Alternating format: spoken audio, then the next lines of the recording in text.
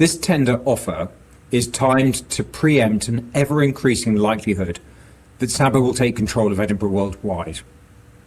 Saba commenced its third attempt just 3 weeks after the majority of non-Saba shareholders rejected their proposals.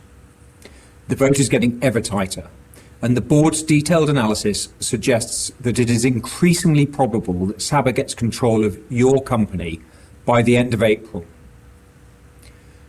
So what do you need to do? This is a two-step process. First, this tender offer requires shareholder approval.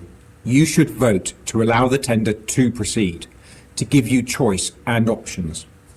This requires a 50% majority of voting shareholders. This vote will be concluded on the 10th of April. Shareholders can vote by completing the blue form of proxy or through Crest if shares are held electronically. It is important that you complete and return the blue form of proxy, appoint a proxy or proxies electronically, or use the Crest electronic voting service in the manner referred to below by the 8th of April. Shareholders who hold their shares through an investment platform such as Hargreaves Lansdown, Interactive Investor or AJ Bell should contact your provider for information on how to vote, as platform deadlines may be earlier. And second, if you want to take advantage of this offer, you must tender your shares. You will have until the 16th of April to do this. This can be done by completing the gold tender form or submitting instructions through Crest. If you decide to tender your shares, you can expect two payments. First, the company will begin the orderly sale of its listed investments. Once those assets have been sold, shareholders will receive an initial payment. A small portion of shares will then be placed in escrow.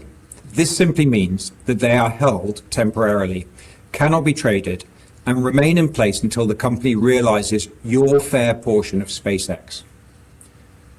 The second payment will be made when there is a liquidity event for SpaceX, such as a sale or IPO. At that point, the company would sell your SpaceX allocation and return the remaining value to shareholders. If you decide to stay in the trust, you should expect change.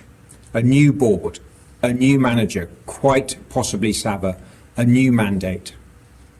A smaller trust with Saba potentially yielding even more influence, and inevitably, a less liquid portfolio. The entire board will be voting for the tender offer and will then tender our shares. Both I and the board believe that this tender offer is the fairest and most deliverable solution for many shareholders who have twice rejected Saba's alternative plans. But you must act twice. Firstly, to allow this tender process to proceed, then to instruct on your own shares. Further details on how to vote can be found at www.trustewit.com.